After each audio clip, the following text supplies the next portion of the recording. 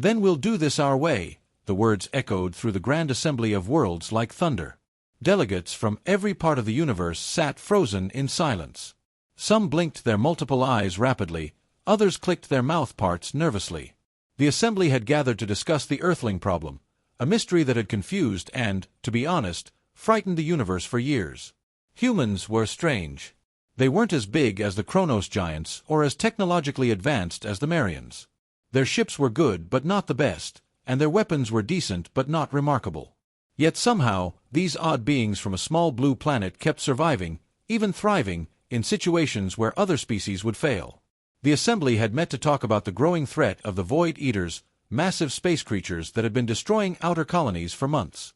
The combined forces of the Chronos, Marians, and Altarians had been fighting these creatures, expecting the humans to eventually join them, or at least provide resources and support. But humans had never officially committed their forces. A thin, blue-skinned alien called Speaker Jax, representative of the United Systems, broke the silence. "Director Chen," he said, his voice soft but carrying to every corner of the chamber, "your species has repeatedly declined formal alliance, military contribution, or compliance with assembly protocols. Our suggestion, join us now in this fight."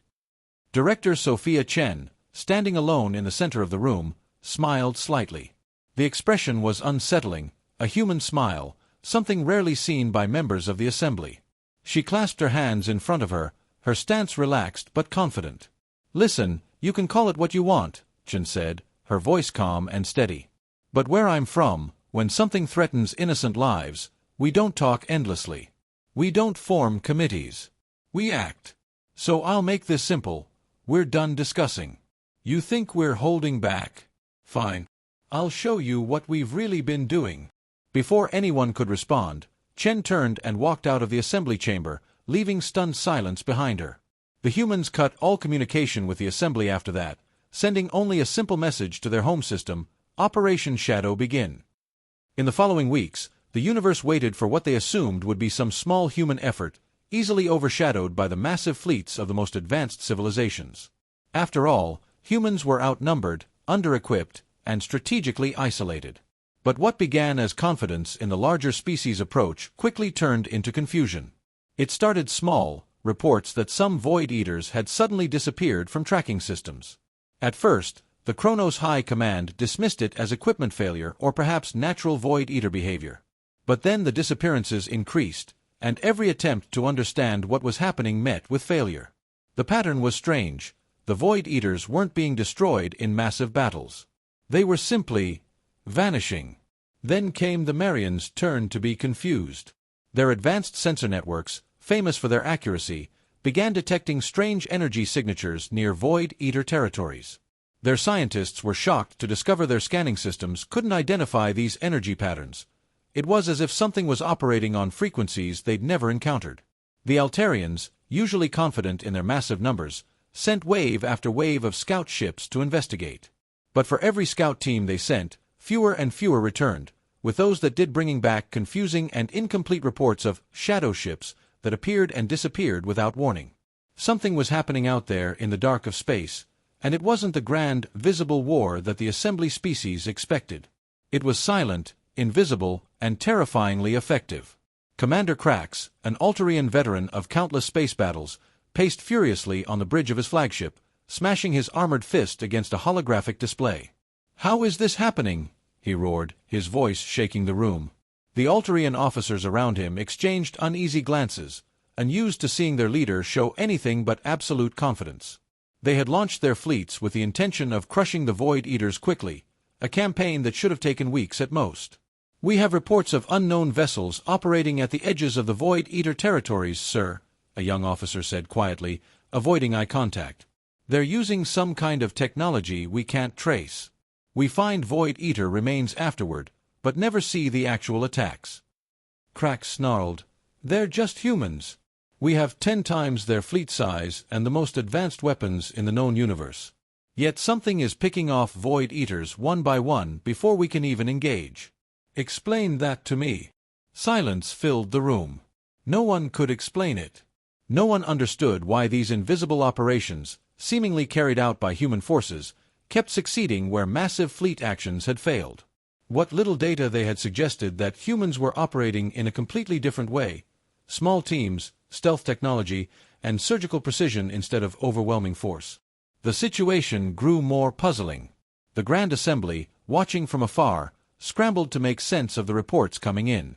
Human vessels are using technology we've never seen before, a Marian scientist reported with frustration, her crystal eyes flickering with agitation as she faced the assembly. Their ships leave no energy signature we can track. Speaker Jax, ever practical, rubbed his blue skin with a slender hand. Then develop better tracking systems. Marian nearly hissed in response. That's the problem. They don't fight like us. Their methods are invisible, precise, and disturbingly effective. Our systems cannot detect them because they're using principles we don't understand. Speaker Jax sighed, trying to make sense of the situation. The assembly members exchanged anxious glances. The plan had been simple: engage the Void Eaters with massive force, destroy them, and restore safety to the outer colonies. But now, mysteriously, the humans were somehow dealing with the threat in ways no one could even observe, let alone understand. Meanwhile, across human space, information spread through secure channels. It wasn't just a military operation, it was a revelation. Director Chen's words had taken on special meaning, repeated in quiet conversations and encrypted messages, "Then we'll do this our way." It had become more than just a response.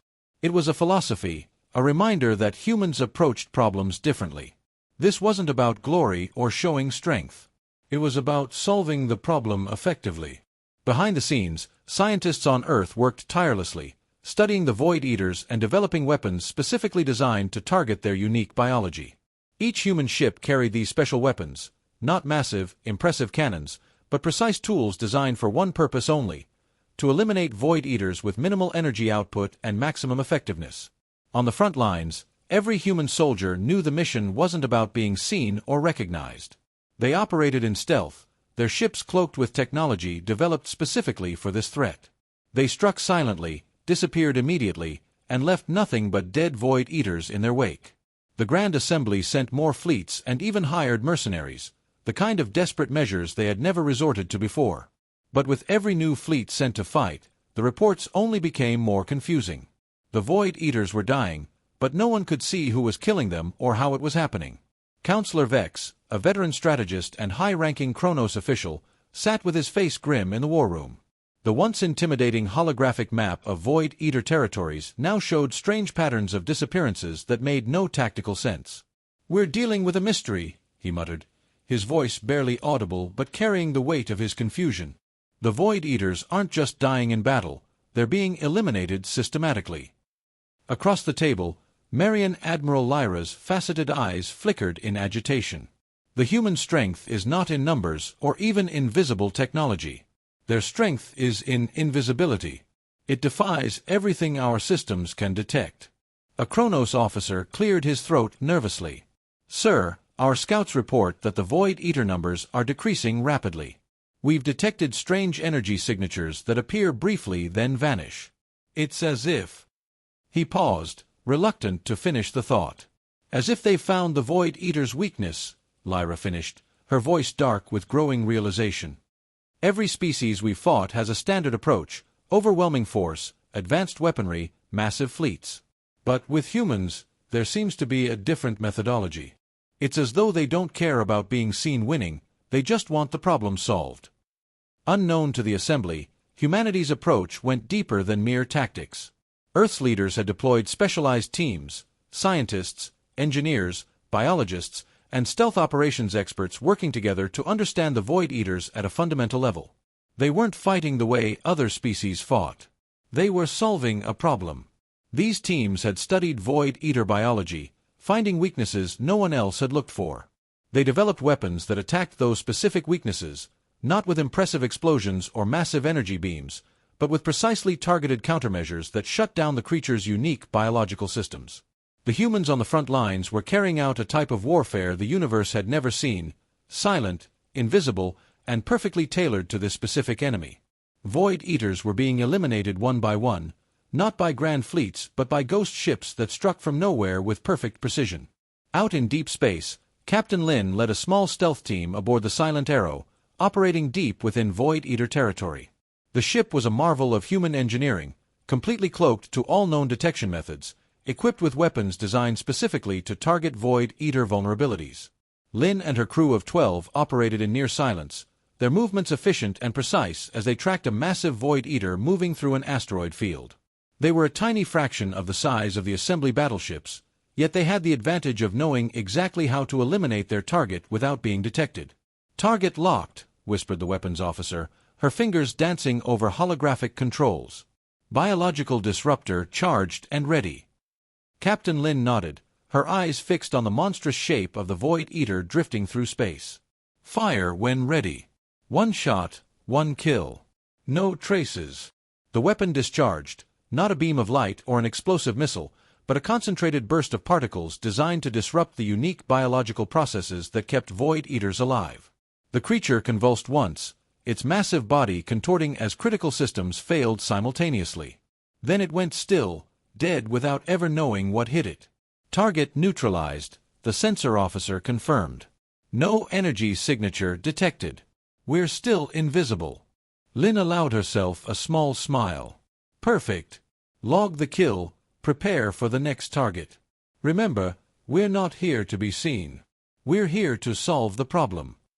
Within minutes, the Silent Arrow was moving silently toward its next target, leaving behind a dead Void Eater that would puzzle assembly investigators when they eventually found it.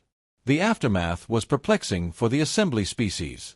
Reports flowed in of more Void Eater corpses discovered, each one dead from causes that baffled their scientists. The creatures showed no external damage, no radiation burns, no explosive trauma, just silent, complete biological shutdown. Back at the Grand Assembly headquarters, the leaders gathered once again, each species represented by their finest minds. Speaker Jax was there, his blue skin pale with concern. Counselor Vex glanced over, his usually confident face marked with confusion. What are they doing?" Jax finally asked, his voice uncertain. "Are they showing us up deliberately?" "Showing us up?" Vex scoffed. "Perhaps to them, this is just solving a problem efficiently. But for us, it's something far worse. We're facing a revelation if we can't understand how they're doing this. They're eliminating the Void Eaters one by one, without fanfare, without visibility." Just then, a thoughtful figure stepped forward. Counselor Zahn, one of the few counselors with experience in scientific research, spoke up, his voice soft but clear. "Humans don't fight for glory or recognition. They fight to win, with methodical, scientific precision. This isn't war as we know it," he struggled to find the right word, some concept that fit, and finally settled with a slight shudder, "this is problem-solving at its most refined." A deep silence filled the assembly chamber as the weight of his words sank in. The realization that humans weren't fighting in traditional ways. They were approaching the Void Eater threat as a problem to be solved rather than an enemy to be dramatically defeated. And they showed no signs of stopping until every last Void Eater was eliminated. Meanwhile, on the front lines, the human ships received new intelligence about Void Eater movements. Earth's command issued directives that focused their efforts on the creatures' breeding grounds, places no other species had managed to locate. The objective was no longer about merely killing individual Void Eaters. It was about stopping the threat permanently by preventing reproduction. Every encounter became a surgical operation, with humans using their specially developed weapons to sterilize breeding grounds and eliminate juvenile Void Eaters before they could mature. The assembly species might value visible victories and dramatic battles, but humans valued permanent solutions. Across the many affected star systems, human ships operated like silent ghosts, appearing only as brief sensor anomalies before disappearing again. They left nothing but dead Void Eaters and frustrated assembly investigators trying to understand what was happening. No assembly species had ever approached conflict this way, with invisible precision rather than visible strength. Their entire concept of warfare was based on showing power, on being seen as mighty. The idea of winning without being seen was alien to them, both figuratively and literally. Word of these mysterious deaths spread fast. The Void Eaters, which had seemed unstoppable just months before, began to decline rapidly in numbers. Some assembly scientists theorized that the creatures were dying from some natural disease, unable to accept that humans were responsible for such systematic elimination without visible battle. The message was becoming clear: humans weren't just defending their interests, They were showing the universe why they were unique. They didn't need recognition or glory. They needed results. For the Grand Assembly, the confusion was just beginning. Speaker Jax, desperate for answers, suggested reaching out to the humans again, proposing a joint information-sharing initiative. But his suggestion was met with silence. Counselor Vex's crystal communicator chimed softly. He read the incoming message, his expression changing from confusion to something closer to respect. "They've responded," he said, his voice oddly quiet. "What do they say?" Jax asked eagerly. Vex looked up, eyes thoughtful. "They say the Void Eater threat will be neutralized completely within 2 standard weeks. They've located all breeding grounds and have teams eliminating them as we speak. They—" He paused, reading the final line. "They say they don't need our help, recognition, or resources. They simply want us to know the problem is being handled." The door to the assembly chamber slid open, and a young Marian officer entered, moving quickly to Counselor Lyra's side. He handed her a datapad with the latest field report. The counselor read it in silence, her faceted eyes widening with each line. She looked up at Jax and Vex, her expression a mixture of disbelief and grudging admiration. "Our long-range sensors have detected a massive operation at the edge of known space," she said, her voice tense. "Hundreds of small human vessels, previously undetectable, are converging on what appears to be the primary Void Eater nesting ground. They're using technology we've never seen before." "How?" Jax asked, his voice barely above a whisper. "How have they found what we've been searching for all this time?" Lyra looked up, eyes troubled. "They say they mapped the creatures' migration patterns, analyzed their biological makeup, and determined where they must originate. It wasn't about fighting them, it was about understanding them." In the depths of space, far beyond the normal patrol routes of assembly fleets, Captain Lin stood on the bridge of the Silent Arrow, now part of a vast but invisible human fleet. Before them lay the massive, pulsating nest of the Void Eaters, a cosmic horror of organic matter stretched across an entire asteroid field. "All ships in position," her communications officer reported. "Biological disruptors charged and synchronized." Lin nodded, her face serene but determined. "On my mark, all ships fire. Remember the mission. This isn't about us. It's about ending the threat permanently." The synchronized strike was silent, invisible to normal sensors, but devastating in its effects. The specially designed disruptors tore through the biological structures of the nest, destroying eggs and killing juvenile Void Eaters by the thousands. There were no dramatic explosions, no visible energy beams, just precisely targeted particle bursts that shut down the unique biology of the creatures. Within hours, the primary nest was dead, sterilized so completely that no Void Eater would ever emerge from it again. The human fleet dispersed as silently as it had gathered, leaving behind only destruction and a message encoded on a simple beacon. Void Eater threat neutralized at the source. Secondary nests being eliminated. Problem solved. Earth Command. The Grand Assembly received the message with stunned silence. The Void Eaters, which had threatened the outer colonies for years, which had resisted the combined military might of the most powerful species in known space, had been systematically eliminated by humans working in ways no one else understood. In an emergency session, the Assembly leaders gathered to process what had happened. The massive holographic displays showed the confirmed deaths of thousands of Void Eaters, including the primary nest that no one else had been able to locate. "They didn't want glory," Counselor Zahn said, breaking the silence. "They didn't want recognition. They saw a problem and solved it in the most efficient way possible." "But why not tell us?" asked Jax, still struggling to understand. "Why not coordinate with our forces?" Vex, who had been quiet, finally spoke. "Because our way wouldn't have worked. We fight to be seen winning. They fight to solve problems. 2 fundamentally different approaches." As if on cue, a transmission flickered to life. Director Chen appeared, her face calm and composed.